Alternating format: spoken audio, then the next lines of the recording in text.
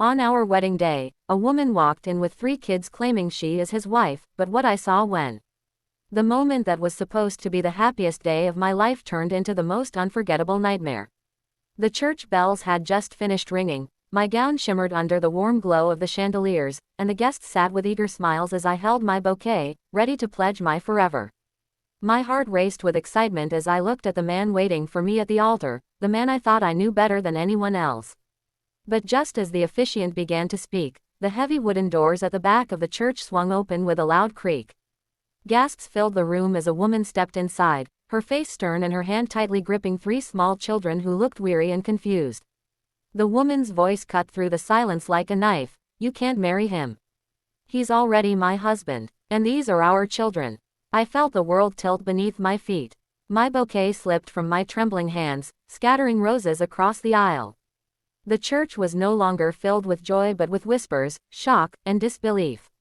My eyes darted to the man I was about to marry. His face drained of color, his lips parted, but no words came out. He didn't even deny it. And that silence told me everything. Tears blurred my vision as the children stared at him, silently begging for recognition. The woman's presence was not just a disruption, it was the unmasking of a lie that had been woven into the fabric of my life. My friends looked at me with pity, my parents stood frozen in humiliation, and I felt like the air had been punched out of my lungs. I wanted to run, I wanted to scream, but instead, I looked at him, this man who had whispered promises of forever, who had sworn I was his one and only. In that moment, I realized I had been in love with an illusion. The officiant cleared his throat awkwardly, trying to regain order, but the ceremony was already in ashes. I turned to the woman, desperate for answers. She explained through tears and anger that she had been married to him for nearly a decade, that he had promised her stability, and that when he met me, he had spun a web of lies to both of us. He had been living a double life, my fiancé by day, her husband and father by night. The weight of the betrayal crushed me.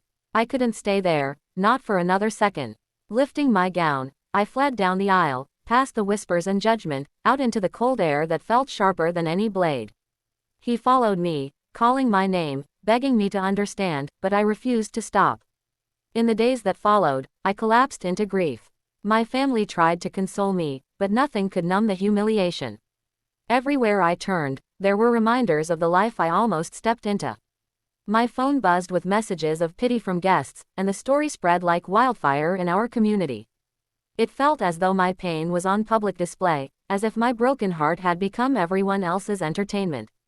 But the worst part wasn't even the betrayal, it was the realization that I had ignored the red flags. The times he was working late, the weekends he was mysteriously unavailable, the evasive answers to simple questions. Love had blinded me, and I had convinced myself to trust him without question. For weeks, I stayed locked inside my room, drowning in despair. But then something shifted. One morning, I looked at myself in the mirror and didn't recognize the woman staring back at me. She was broken, hollow, and lost. And I decided then that I would not let his betrayal define me.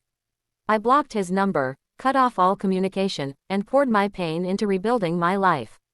I found strength in therapy, in talking openly with my closest friends, and in reminding myself daily that I was not the one who should feel shame, he was. Slowly, I began to rediscover myself. Months passed, and with every step forward, the chains of betrayal loosened. I pursued passions I had put on hold for the relationship. I went back to school, started a small side business, and even began traveling alone. Each achievement, no matter how small, reminded me that my worth was never tied to a man who couldn't see it. One evening, nearly a year later, I saw him again. He looked older, weighed down by the consequences of his lies. His wife had left him, taking the children with her. His life had unraveled, while mine was just beginning to flourish. He tried to approach me, but I walked away without a word. For the first time, I felt no anger, no pain, only peace. Because the truth is, sometimes life saves you by breaking you first. My wedding day wasn't the beginning of my forever with him, it was the ending of a nightmare I didn't even know I was living. And what I saw when that woman walked into the church wasn't just the destruction of my dreams. It was the truth setting me free. So if you've ever been betrayed, humiliated, or left broken, remember this: betrayal does not end your story. It may burn everything you thought you had, but from those ashes, you can rise stronger, wiser, and freer than you ever imagined.